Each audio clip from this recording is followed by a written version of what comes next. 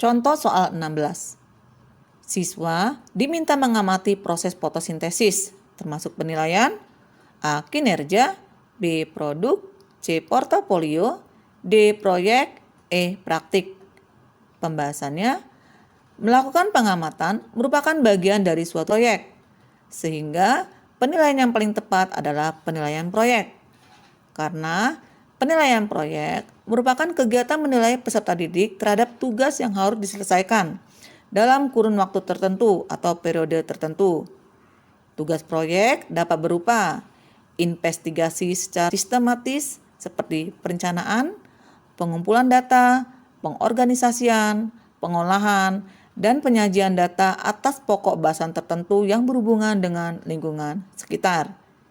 Jadi, jawaban yang paling tepat adalah yang D, penilaian proyek. Contoh soal 17.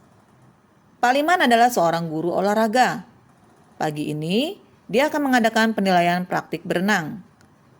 Prinsip penilaian yang dilakukan adalah A. Sahih, B. Objektif, C. Menyeluruh, D. Sistematis, E. Beracuan kriteria.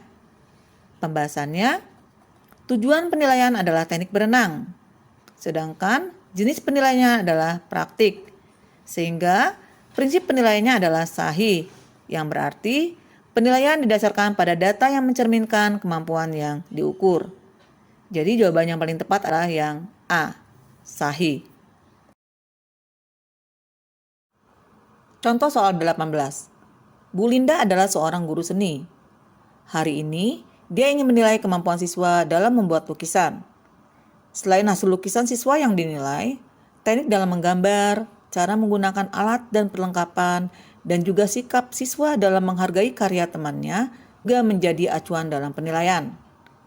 Dalam hal ini, Bu Linda telah menerapkan prinsip A. Sahih, B. Objektif, C. Menyeluruh, D. Sistematis, E. Beracuan kriteria. Pembahasannya, dalam hal ini, Bu Linda menggunakan berbagai teknik penilaian yang sesuai untuk memantau perkembangan peserta didik. Berarti, penilaiannya mencakup semua aspek kompetensi yang menyeluruh dan berkesinambungan. Jadi jawaban yang paling tepat adalah yang C, menyeluruh. Contoh soal 19. Hari ini diadakan penilaian harian oleh Pak Rendra, guru fisika. Jumlah nomor soal ada 10. Siswa dengan absen ganjil mengerjakan soal ganjil, siswa dengan nomor absen genap mengerjakan soal genap. Yang dilakukan Pak Rendra tidak sesuai dengan prinsip penilaian A. Adil, B. Objektif, C. Menyeluruh, D. Sistematis, E. Beracuan kriteria. Pembahasannya, yang dilakukan Pak Rendra tidak sesuai dengan prinsip penilaian adil, yang artinya penilaian tidak menguntungkan atau merugikan bagi peserta didik yang berkebutuhan khusus, atau karena perbedaan latar belakang agama, suku, budaya, adat istiadat, status sosial, ekonomi, gender, dan lain-lainnya. Jadi, jawaban yang paling tepat adalah A. Adil. Contoh soal 20.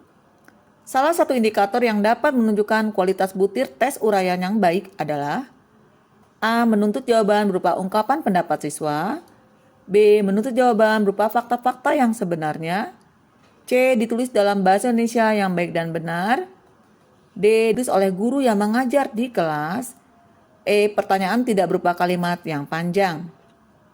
Pembahasannya, tes uraian itu adalah tes atau seperangkat soal yang berupa tugas dan pertanyaan yang menuntut peserta didik untuk mengorganisasikan dan menyatakan jawabannya menurut kata-kata atau kalimatnya sendiri. Jadi, jawaban yang paling tepat adalah yang A, menuntut jawaban berupa ungkapan pendapat siswa.